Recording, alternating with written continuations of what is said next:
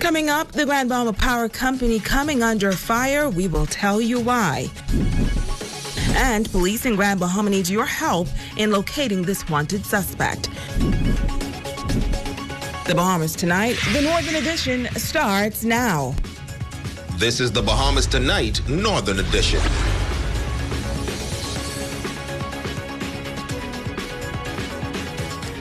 Good evening, Bahamas. I'm Shashina Roll-Farquharson. As always, it is so great to have you with us.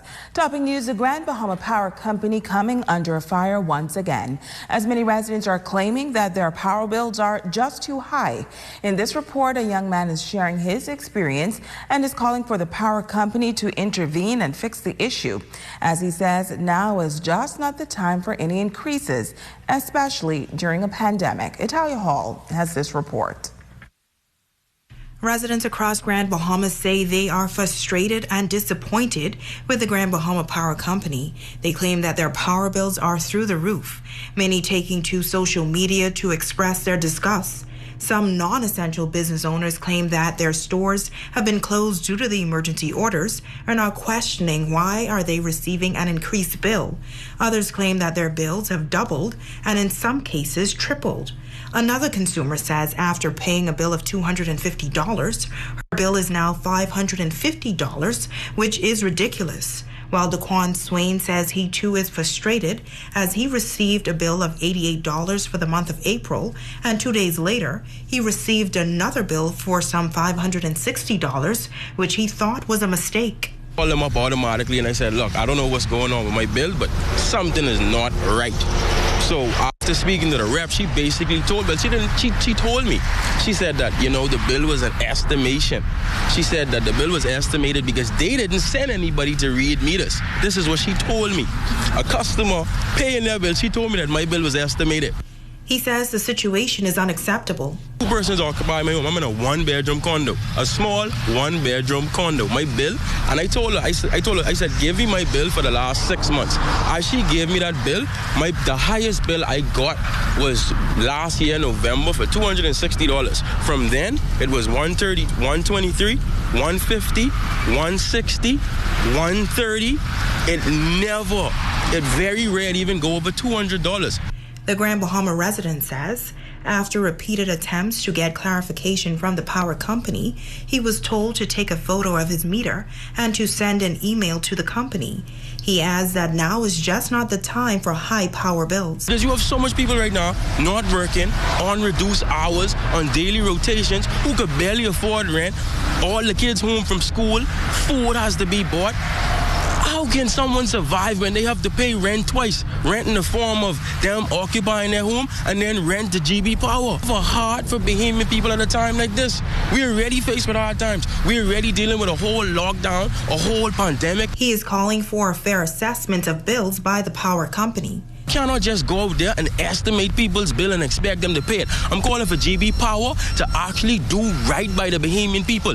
Do right as you say you're an upstanding business, do right by the Bahamian people. Go out, send your people out, assess these people's meters and give us the right bills. We only want to be charged for what we use. Italia Hall, ZNS Network News.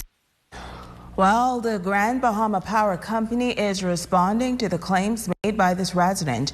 In a statement, the company says that GBPC values its relationship with customers and remains committed to a transparent billing process. As a result of the emergency orders by the Prime Minister that suspended non-essential operations to the general public to help reduce the spread of COVID-19, GBPC's meter men were not able to read customers' meters for the month of April. And as a result, customers' bills for that period were estimated. During the month of May, customers' meters were read and adjustments made to customer accounts to reflect the actual usage. Now, the statement says for the lockdown periods, residential customers' consumption has increased, resulting in higher bills for the month of May. GBPC says customers are encouraged to monitor their usage and are able to audit the validity of their bills by comparing the meter reading on their monthly bills to the actual reading on their meters. The statement goes on to say as the impact of COVID-19 unfolds, the company understands that this may be a difficult time for customers, and that is why at this time the temporary suspension of disconnections for non-payment remains in effect as GBPC continues to work with customers who need to set up manageable payment plans. In other news, the state of shelters on Grand Bahama and Abaco has been a rising concern for many residents of these islands. During a press conference held by the National Emergency Management Agency, Minister of State for the Disaster Reconstruction Authority shared how shelters on these islands have been identified. With portions of the islands of Grand Bahama and Abaco decimated by Hurricane Dorian, this new hurricane season has brought about many concerns. Among them, the state of the shelters on these two islands in the event of a hurricane, and whether or not their structures have been weakened as a result of the Category 5 storm that hit the Bahamas last September. As I reiterated earlier, the process of inspecting hurricane shelters is an ongoing one. And we can assure that as we do these, both in the province and the Family Islands, if we deem that the building is not adequately sound structured otherwise, we will advise those services that it should not be included on the list. Which means, of course, that we may have to expand and look further afield. But that exercise is something that we take very seriously. And as we look, every year we do it, because the building may be considered sound this previous year, but not this year. So we inspect them every year. And I can assure that we will never knowingly put on the list a building that we are not satisfied is structurally sound and otherwise. The Minister of State for the Disaster Reconstruction Authority, Iram Lewis, says the shelter lists have been compiled with some 15 shelters in addition to 16 churches on Grand Bahama being identified in the event of a storm. He says they have also been able to ascertain a number of buildings in Abaco to be used as shelters as well. We have churches. An exercise that we went through about 2 weeks ago when we had Tropical Storm Arthur, where we had to evacuate persons from Sweeting Ski. One area of redundancies was the Royal Island Hotel. So we've partnered with persons with hotel facilities to also give us an extra space. So again, in Abaco, we have identified shelters. Shelters were in fact activated in Abaco, particularly in the southern section of Abaco by Mr. Donald Rowe and his team. He activated shelters in Moores Island. They were ready to go. Shelters in Sandy Point, ready to go. Crossing Rocks, there was a little challenge there, but we were making the necessary adjustments at Crossing Rock. In Cherokee Sound, the school, again, almost ready, pretty much ready to go. In Cooperstown Primary, it's just about ready to go. S.C. Boodle High School, that's another facility that we're working hard. CAPS, Central Abaco Primary School, we're pushing hard to get that done because that's kind of the way, a way back. We have 4 churches in Abaco that has offered their facilities to act as shelters, and we're seeking to partner with them to ensure that those facilities are hardened and ready to go. Today, if we are faced with an emergency situation, we do have shelters on Abaco and in Grand Bahama ready to go to accommodate evacuees. With Hurricane Dorian, he admits that there were many lessons to be learned. The greatest of them, he says, is storm surge, as he noted the difficulty of planning against wave action. In the past, it was just wind loading, but Dorian has certainly changed the way we now are preparing.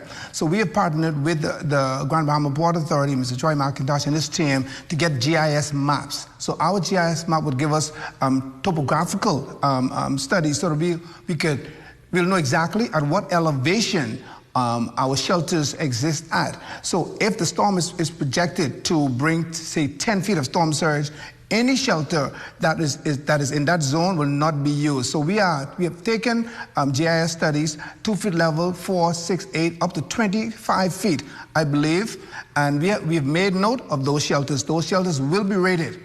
And as a result of what happened during Dorian, and as the Met Office stated earlier, based on the condition that the storm will bring, we will then activate those shelters accordingly.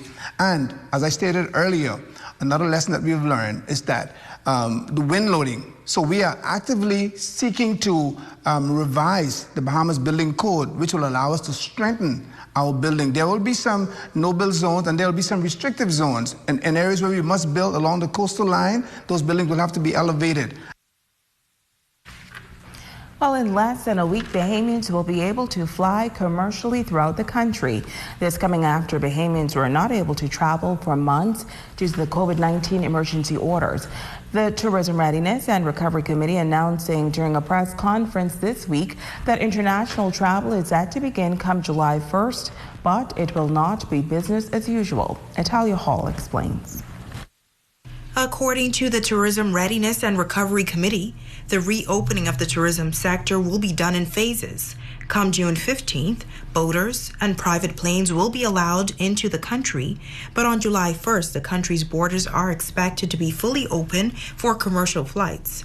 According to the Minister of Tourism, the Honorable Dionisio de Aguilar, some visitors from certain countries may be restricted, and although the United States has a high amount of COVID-19 cases, he believes that the country is prepared. He says 82% of the country's visitors are from the United States, while 7% are from Canada. Between those two countries, North America represents almost 90% of our foreign visitors. So we can't ignore the fact that if we're going to restart the tourism industry, that is going to be the origination of most of our foreign visitors. And yes, we're watching the televisions, and yes, we're seeing that what is happening there is cause for concern. But we feel that our screening process, we feel that our social distancing, we feel that all of the sanitization methods that we were putting in place will help to mitigate the risk. Committee member Vernice Joaquin says traveling by air will be different across the country, and several safety measures are being implemented, from frequent hand sanitization to markers throughout airports and social distancing. Wearing of masks on board aircraft, suspension of onboard food and beverage services. In some instances, the middle seats are being unavailable for sale. Once visitors arrive into the country, they can expect a wide range of protocols at the various airports, including temperature checks. In Nassau, Grand Bahama, and the Family Islands, sanitization programs were key. Signage reminding everyone to observe good hygiene behaviors, hand sanitizer dispensers readily available, social distancing markers as permitted by the terminal footprints, limiting the admission into all terminals to only travelers and airport employees, limiting close seating in hold rooms except for family groups. President of the Bahamas Hotel and Tourism Association and committee member Carlton Russell says many within the tourism sector, including hotels, will be informed about a certification program. First phase of it is basically for pre-certification is a trust and honor type of a system. And that is that we allow you to do your self-assessment based on the criteria that is outlined in the TRRC. Within 30 to 60 days, you'll have a physical visit to verify that you're in fact meeting those standards. And like I indicated before, even with properties that don't meet those standards, the relevant agencies will work with you to ensure that you correct the deficiencies. Italia Hall, ZNS Network News. Now to an update on what was expected to be a big touristic development for the island of Grand Bahama. Last October, a development company out of Washington held a meeting with residents in West End for a multi-million-dollar project. The investors shared their proposed plans for a mega resort, but in this report, the CEO of the company says things have now shifted. Here again is Italia Hall. The $60 million project was expected to bring a major economic boost to the West Grand Bahama community. The project, spearheaded by the Washington Development Company, was set to be constructed along 49 acres of beachfront property. 2 boutique hotels were expected to be constructed with 248 rooms, 50 villas, a shopping strip, and a 72-slip marina. CEO Fred Azimi says plans are now being revised because the original plan, which included a marina, was not approved. He adds that he is disappointed by that decision. The marina for now is not approved. They wanted additional information, And in order to not to delay project, we decided to basically go without the marina, and then once we get the plan approved and maybe even get the project started, then maybe start on the marina approval, and because they need more information on that. And this is actually a very critical part of the project, and we don't understand why they did not approve a project with the marina. They just gave us a hard time. He says there's been delays for different reasons, but the revision is expected to be complete in a few months.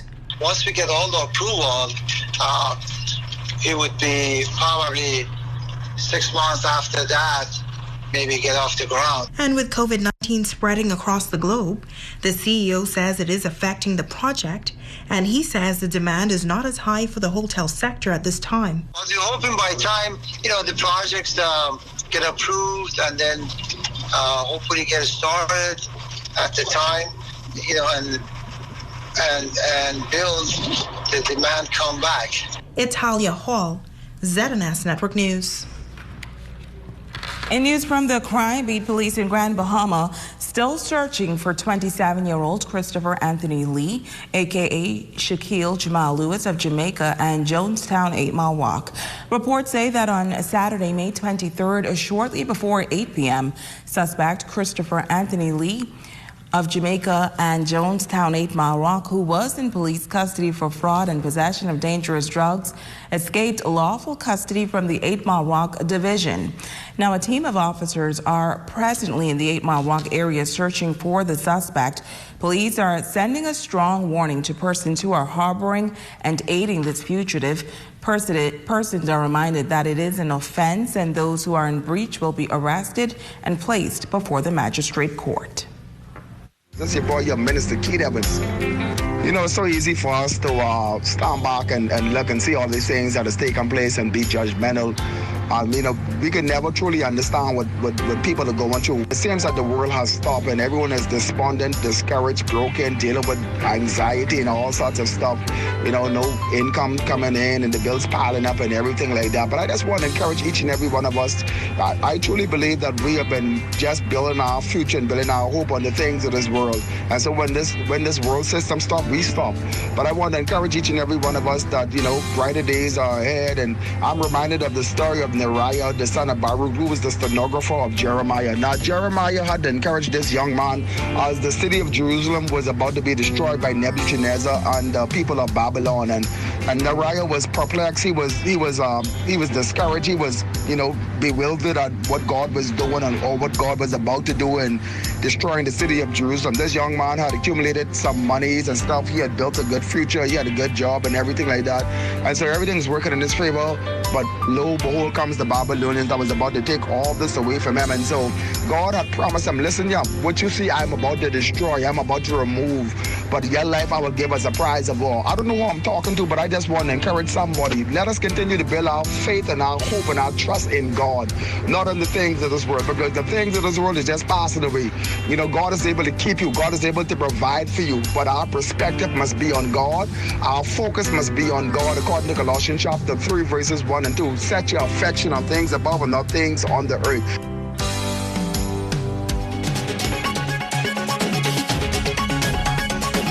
Well, when we come back, Grand Bahama's only international school adapting to change. Find out how after the break.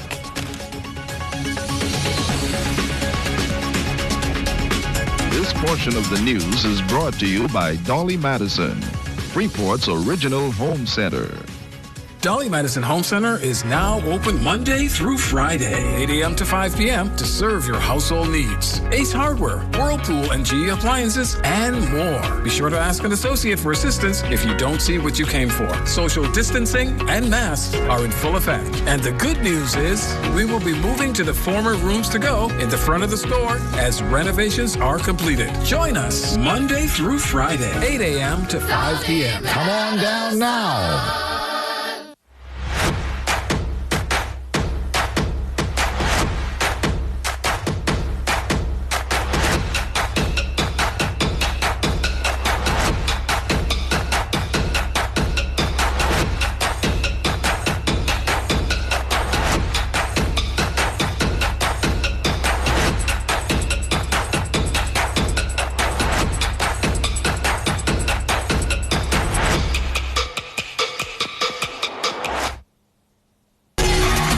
Congratulate your special graduate on ZNS with a television billboard to air on the Bahamas Tonight Northern Edition at 6:30 p.m.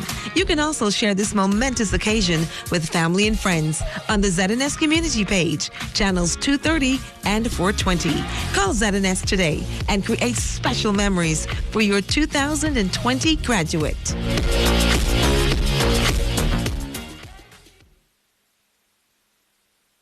Make sure and check out all the new things you can do now in the Alive app. More ways to pay, still connected, alive. Your #1 news team covering the North. The Bahamas Tonight Northern Edition. Welcome back. Educational institutions are adapting to the new environment brought on by COVID-19. Tonight, Jay Philippe tells us of the changes taking place at Grand Bahama's only international school. The coronavirus pandemic is forcing global experiments with remote teaching. For Lukaya International School, there was a seamless transition to online learning immediately after the Prime Minister announced the closure of schools. Catherine Dillette, principal of LIS, says they were expecting that decision. We used the platforms that we have in place already for our regular school day. So our secondary students, they knew what they needed to do. Our teachers knew what they needed to do. And primary students as well. We had to introduce a new platform, but all of that has gone very, very well for us. Dillette says the students have embraced online learning. Right now they're writing exams. We have completed a full year's curriculum, and we're really looking forward to August, hopefully, to be able to open our campus back up. The school has been using a variety of virtual learning platforms even before the COVID-19 pandemic. At both the high school level and primary school level, the main online learning platform tool is called ManageBack. Teachers use that for posting assignments. They use that for kids to submit their assignments. There's a chat function in ManageBack. We have student portfolios there. Everything is available there. In order to enable a video capability, we use Google Meet, which is part of the Google Education Suite that the school also uses. Sharonette Novel-Smith has an 8-year-old, 11-year-old, and a 13-year-old who attends LIS. She says her kids work from separate rooms at home. We're monitoring our children through that same platform. I can speak to my children readily every minute. I am kept up to date with the school as to every classroom that they have in. I can zoom into that classroom, I can listen, I can participate, so I know where my children are at every moment within the house. Every classroom has a scheduled time. So my 8-year-old son knows that at 10 o'clock it's music. And that device is up. 10 o'clock is music. Miss Waterhouse will say, okay, Shawnee, where are you? What's going on? And so she's monitoring him consistently throughout the whole day. Principal Dillette says they haven't had much challenges with online learning since the stay-at-home order began. We actually provide devices at LIS for all of our students from year 5 all the way through to year 13. So that's been helpful. So that's already something that's in place for us. My teachers, I can't say enough about them. They have been absolutely amazing. They have been teaching themselves about how to teach online. They have made adjustments along the way. They're doing an incredible job, and nobody gets to not show up to their classes. I'm Jay Philippe, ZNS Network News. A man that has given much to the educational sector has died. The Minister of Education, the Honorable Jeff Lloyd, and the entire education community is saddened by the passing of Patrick J. Bethel of Cherokee Sound, Abaco. At 17, Mr. Bethel was named monitor and pupil teacher at the Green Turtle Key School. He later taught at Cherokee Sound all age, Hopetown All-Age, Lake City All-Age, and Harbor Island All-Age schools. His outstanding service resulted in him being promoted to vice principal and later principal at the Bahamas Teachers College. The University of the West Indies graduate culminated his illustrious career in education, retiring in the post of Deputy Director of Education in the Department of Education. For his long and distinguished service, in 2017, the government renamed the Abaco Central High School the Patrick J. Bethel High School. A one-time lay preacher in the Methodist Church, Mr. Bethel's counsel was always sought as he wore many hats, including author, letter writer to newspaper editors, businessman, former president of the Abaco Chamber of Commerce, and philanthropist. He was also a driving force in the Abaco Concerned Citizens Committee. The Ministry of Education extending sincere condolences to Mr. Bethel's children as well as residents of Abaco on the passing of Patrick J. Bethel, a noble son of the Bahamas. Patrick J. Bethel died earlier this week.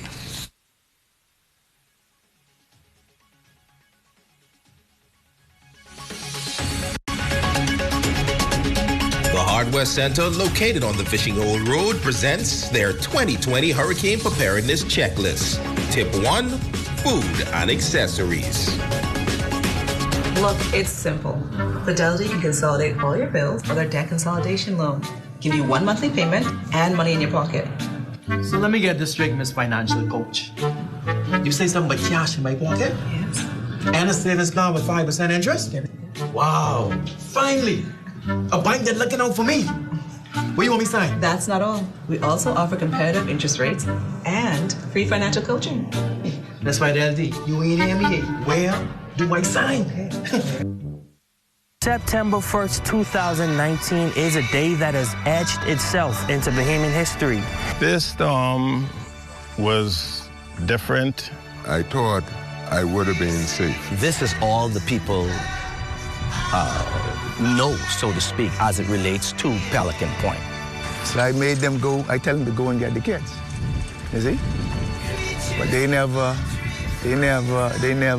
returned. When the current took me into the tree, I was able to hop up into the tree, and that's where I spent my hurricane from 2 till 6 in the morning. And it didn't take no time for the water to come.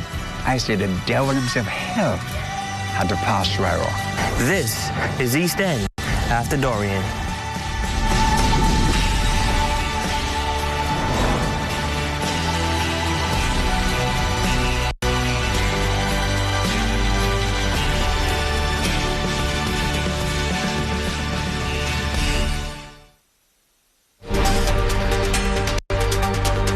Your #1 news team covering the North. The Bahamas Tonight, Northern Edition. And that's going to do it for us here in the North. On behalf of our entire ZNS News team, I'm Shoshana Wolf-Parkinson. Thank you so much for tuning in. The Bahamas Tonight continues.